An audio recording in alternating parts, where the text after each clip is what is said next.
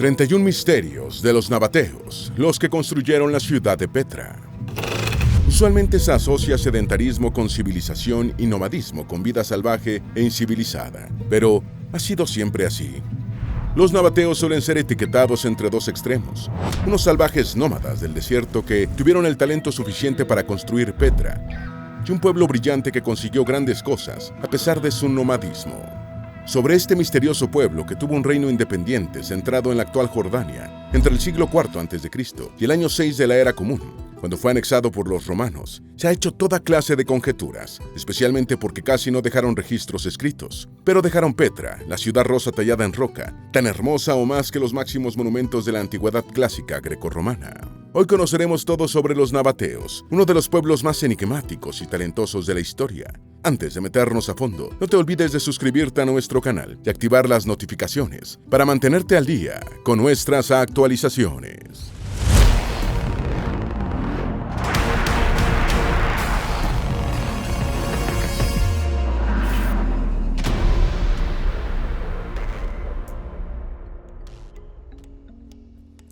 Número 1. ¿Quiénes eran los nabateos?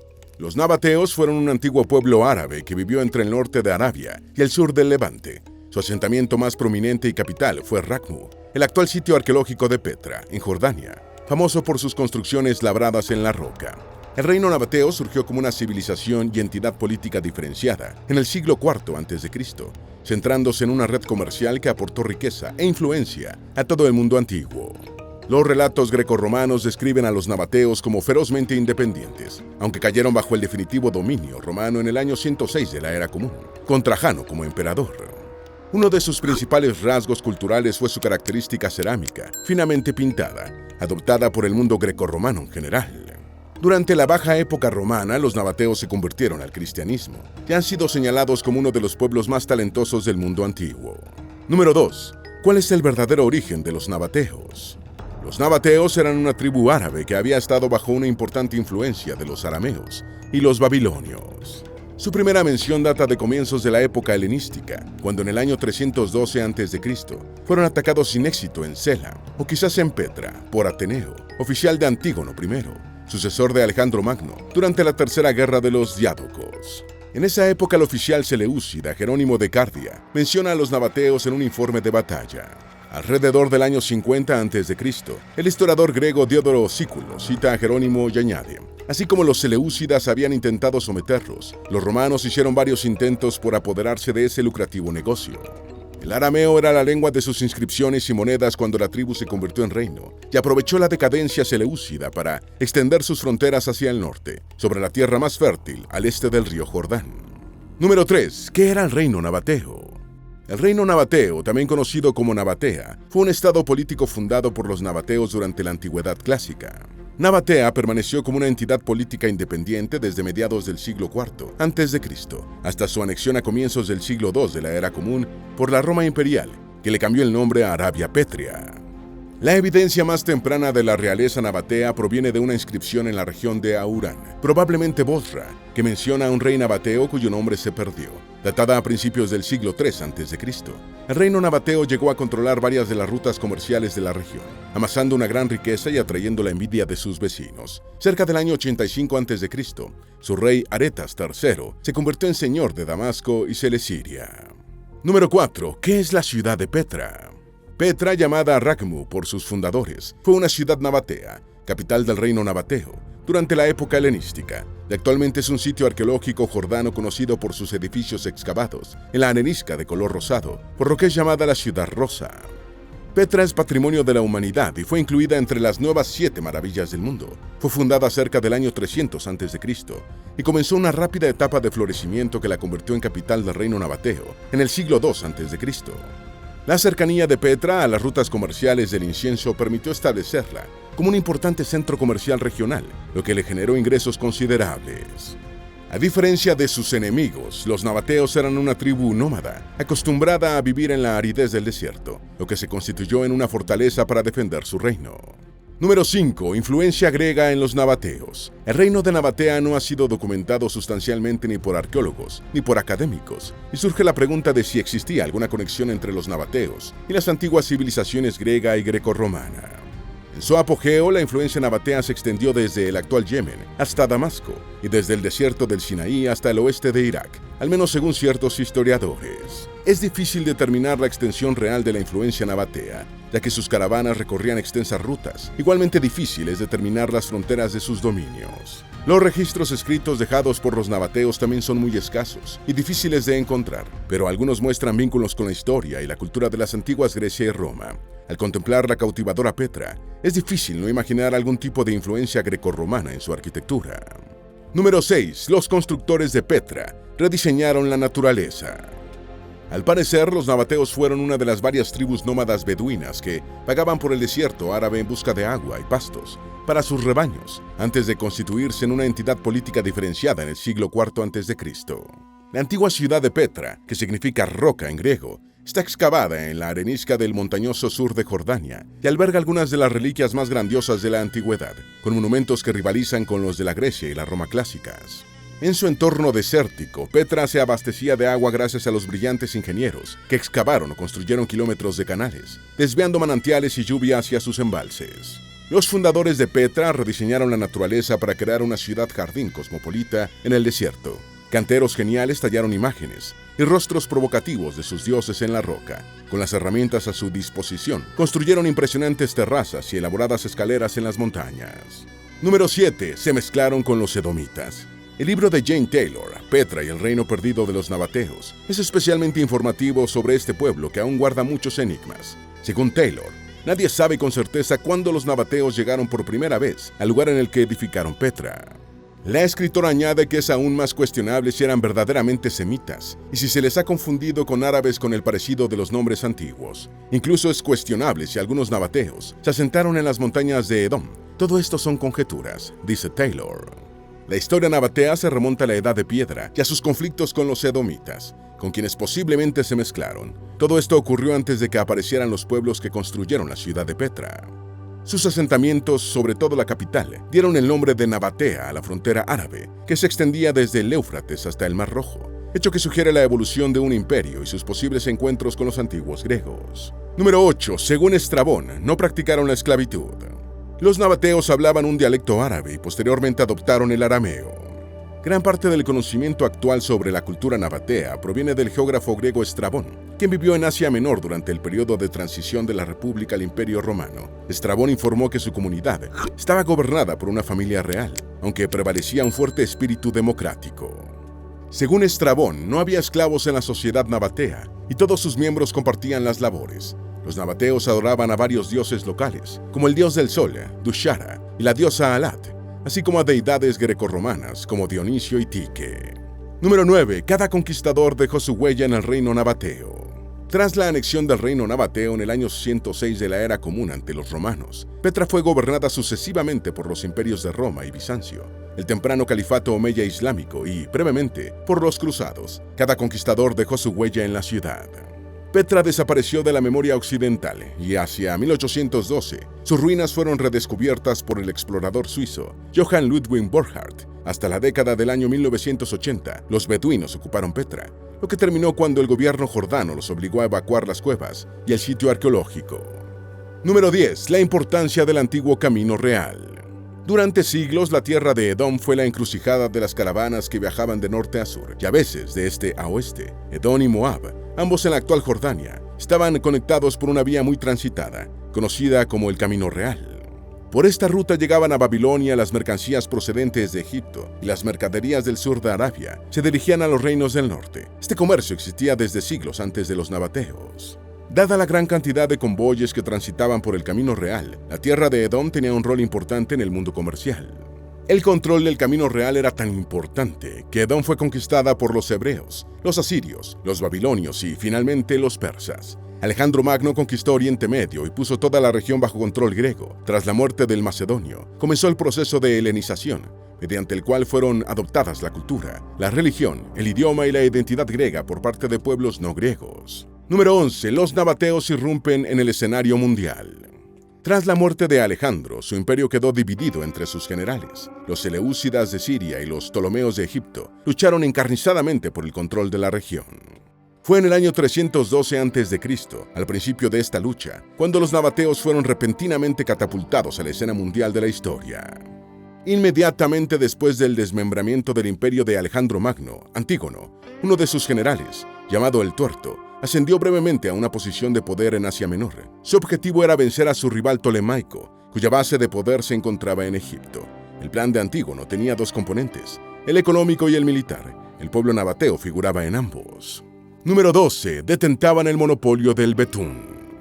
Cuando Antígono hacía planes para deshacerse de su rival egipcio, los nabateos ya se habían consolidado como una de las principales potencias comerciales regionales, en parte gracias a la monopolización del betún que extraían del Mar Muerto.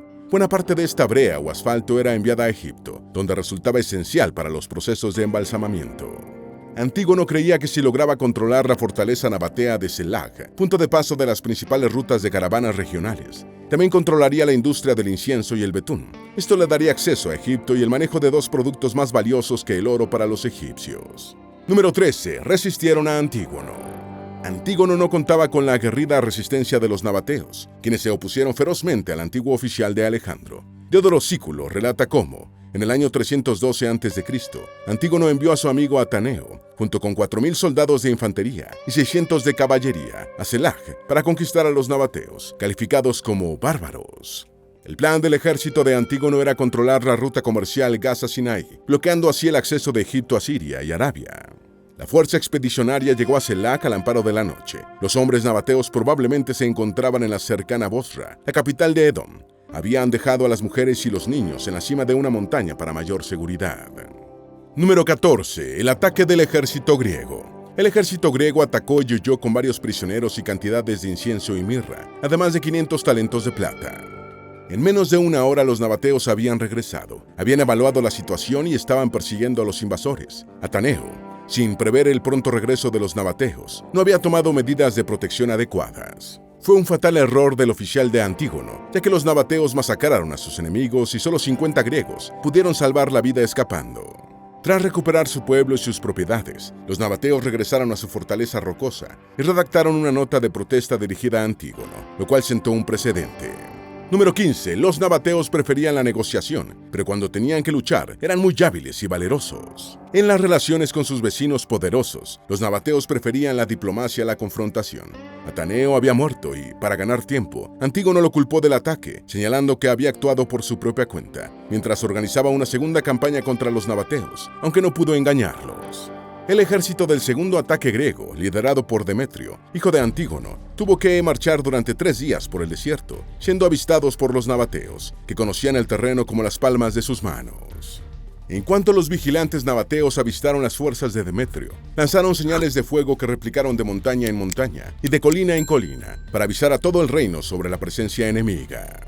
Número 16. Las tropas de Demetrio no lograron conquistar a los nabateos. Alertados, los nabateos enviaron a sus familias, rebaños y posesiones más valiosas a esconderse en el desierto, con un grupo de guerreros como protección. Lo que no pudieron transportar al desierto lo guardaron en Selag y se dispusieron a defender su fortaleza rocosa. Tras un día de batalla, Demetrio no pudo tomar Selag. En el año 301 a.C., Antígono fue vencido por las fuerzas combinadas de Seleuco, Prepelao y Lisímaco. En la decisiva batalla de Ipso, el viejo general de Alejandro murió en combate a los 81 años, tras ser alcanzado por una jabalina. Fue reemplazado por Seleuco, otro general de Alejandro, quien fundó el imperio Seleucida y gobernó la región hasta que fue conquistada por los romanos. Número 17. Diplomacia nabatea. Los registros indican que los nabateos estaban ansiosos por mantener buenas relaciones con los seleucidas para realizar sus actividades comerciales en paz. A lo largo del siglo III a.C., los seleucidas y los ptolomeos pelearon por el control de Jordania, con la victoria para los primeros en el año 198 a.C. Sin embargo, ambos contrincantes dejaron a los nabateos en paz y el reino de Nabatea se mantuvo prácticamente intacto e independiente durante todo este periodo. Jane Taylor explica que durante los 150 años posteriores al enfrentamiento entre Antígono y los nabateos, se produjo un silencio histórico sobre este reino, ya que casi carecían de registros escritos. Por ello cobraron mayor importancia como fuentes los escritores grecorromanos, como Estrabón y Flavio Josefo, así como las inscripciones en piedra y las monedas de las que han dependido los eruditos para informarse sobre Nabatea. Número 18. El ascenso de Aretas. Si bien los nabateos resistieron la conquista militar, no pudieron impedir la impregnación de su cultura con las de sus vecinos helenísticos, las cuales ejercieron una notable influencia sobre Nabatea. Estas influencias son apreciables en la arquitectura, el arte y otras facetas culturales de los nabateos, particularmente después de su expansión hacia Siria, cerca del año 150 a.C. En torno al año 168 a.C., en la época de la revuelta judía contra Roma liderada por Judas Macabeo, el libro apócrifo de los Macabeos menciona a Aretas como un gobernante de los árabes nabateos. Josefo explica que Gaza fue atacada alrededor del año 100 a.C. por el gobernante asmoneo Alejandro Janio. Número 19. Relaciones de los nabateos con Gaza. Hasta el momento del ataque asmoneo, Gaza había sido un puerto mediterráneo clave para el comercio nabateo. Los gazatíes pidieron ayuda al gobernante nabateo Aretas II, pero este no respondió ni contraatacó con prontitud, a pesar de la importancia estratégica de Gaza, y esta fue capturada.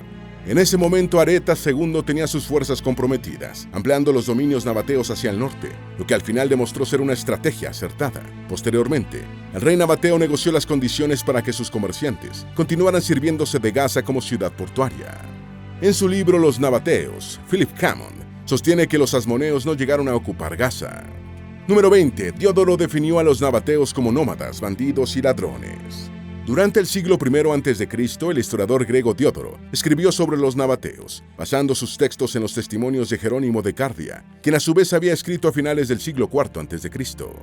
Diodoro describe a los nabateos como nómadas que recorren un país en parte desértico y en parte árido, aunque una pequeña parte es fértil. Algunos crían camellos, otros ovejas en el desierto.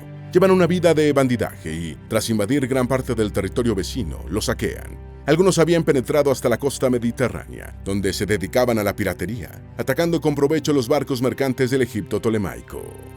Número 21. Los nabateos eran civilizados o bárbaros. Jane Taylor recomienda no fiarse demasiado de las interpretaciones de los nabateos como buenos salvajes o bandidos. Un hecho relevante para comprender este pueblo era que comerciaban con incienso, mirra y otras especias de alto valor. Esto sugiere que lo que comerciaban habría sido esencial para la vida religiosa, culinaria y médica de pueblos importantes y cultos, algo difícil de conseguir siendo un salvaje bárbaro o un salteador de caminos. En el siglo IV a.C., los nabateos, que habían sido mercaderes y piratas en el Mar Rojo, se habían trasladado a puertos del mar Mediterráneo, donde los barcos de otras naciones estaban siendo derrotados y capturados. Durante este periodo apaciguaron o formaron alianzas con otros pueblos que les ofrecían ventajas. Cuando era necesario, luchaban, pero solo si se veían obligados. Gradualmente extendieron sus círculos de influencia hacia el oeste y más allá, adentrándose en Egipto. Los nabateos mantuvieron un puesto avanzado en Wadi Tumilat, al este del delta del Nilo. Número 22. Los nabateos bajo el mando de Obodas I. Obodas I fue rey nabateo entre los años 96 y 86 a.C., como sucesor de Aretas II. A medida que el gobierno seleúcida declinaba, Obodas impulsó la expansión de su reino, moviéndose en dirección norte, hacia Siria. Obodas logró acorralar a Alejandro Janeo cerca de Gadara, al sureste del mar de Galilea. Con su fuerza de camellos obligó al líder asmoneo a internarse en un profundo valle y lo derrotó, resarciéndose del revés sufrido en Gaza. Alrededor del año 86 a.C., el gobernante seleúcida Antioquio XII, Dionisio, lanzó una invasión contra Nabatea. El ejército seleúcida fue derrotado de manera terminante, pero tanto Antíoco XII como Obodas I murieron en batalla, y el rey nabateo fue enterrado en el Negev. Algunos estudiosos hablan del desarrollo del imperio nabateo en torno a este periodo histórico. Número 23. Aretas III ocupó Damasco.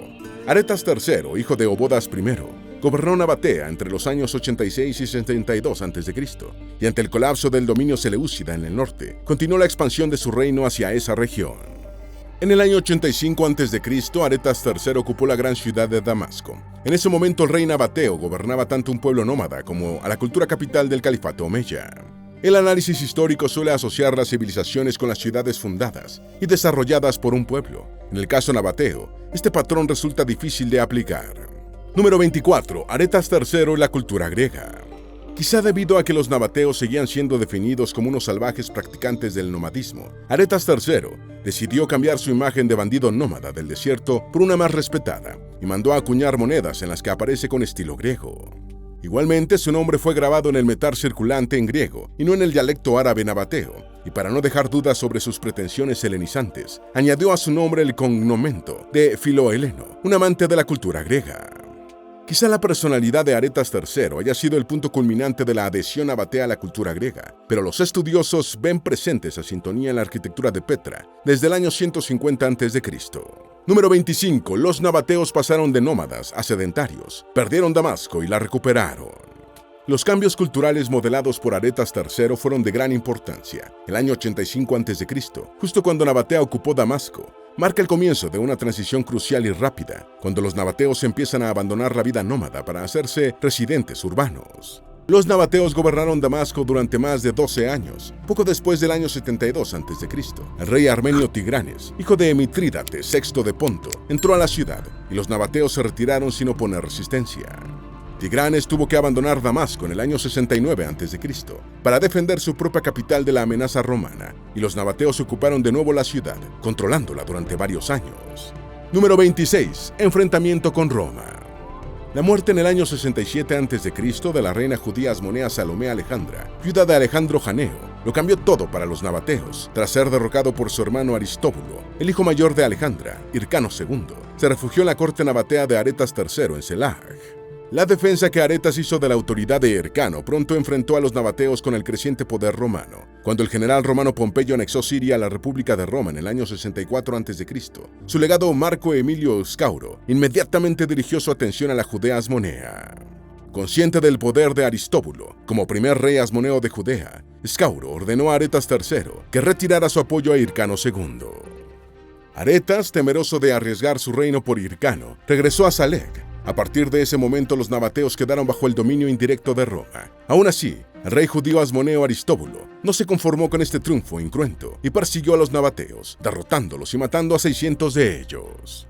Número 27. Pompeyo y los nabateos. Pompeyo estaba considerando atacar a los nabateos, pero los constantes conflictos entre los gobernantes judíos mantenían ocupada su atención. En el año 63 a.C., el general romano encabezó personalmente la toma de Jerusalén y envió a Aristóbulo y a su familia encadenados a Roma. Hircano fue confirmado como líder étnico y religioso judío, pero sin ser reconocido con un título real. Tras resolver sus asuntos en Judea, Pompeyo pudo al fin centrar su atención en la rica Nabatea.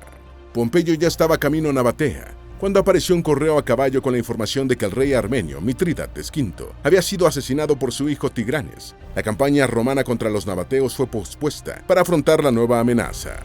Número 28. Las maniobras de los astutos nabateos. Los nabateos aprovecharon el cambio en las prioridades militares de Roma para ofrecerle 300 talentos de plata a Pompeyo, a cambio de que retirara su ejército, y el general romano aceptó.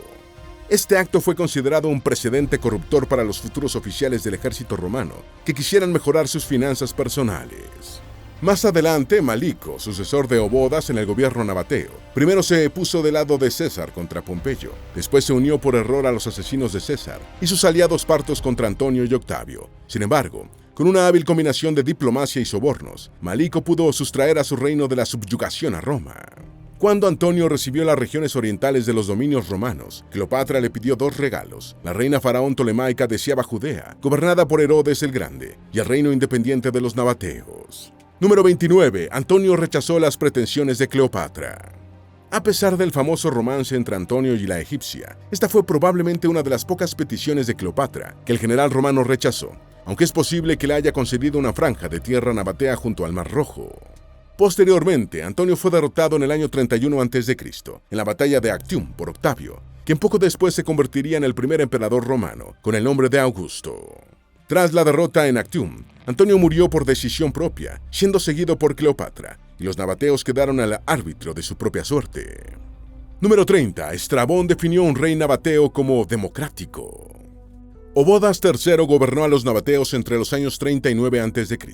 En su obra Geografía, de comienzos del primer siglo de la Era Común, el griego Estrabón describió el estilo de vida de los nabateos en ese tiempo, siendo su principal fuente su amigo Atenedoro, un filósofo estoico oriundo de Petra, que fue tutor de César Augusto. Estrabón escribió: Petra siempre está gobernada por algún rey de la familia real, y el rey tiene como administrador a uno de sus compañeros, a quien llaman hermano. Está sumamente bien gobernada, de todos modos. Atenedoro, un filósofo y compañero mío, que había estado en la ciudad de Petra, solía describir el gobierno con admiración.